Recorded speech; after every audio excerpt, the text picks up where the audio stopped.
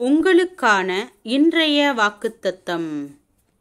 தேவன் அதன் நடுவில் இருக்கிறார், அது அசையாது. அதிகாலையிலே தேவன் அதற்கு சகாயம் பண்ணுவார். ஜாதிகள் கொந்தளித்தது, ராஜ்யங்கள் தத்தளித்தது. அவர் தமது சத்தத்தை முழங்க பண்ணினார், பூமி உருகி போயிற்று. சேனைகளின் கர்த்தர் நம்மோடிருக்கிறார்.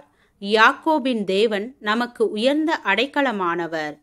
பூமியிலே பால் கடிப்புகளை நடப்பிக்கிற கர்த்தருடைய செய்கைகளை வந்து பாருங்கள்.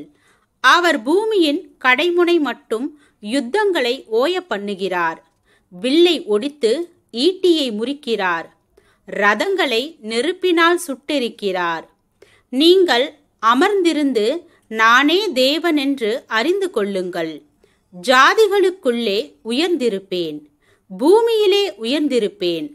சேனைகளின் கர்த்தர் நம்மோடிருக்கிறார். யாக்கோபின் தேவன் நமக்கு உயர்ந்த அடைக்கலமானவர்.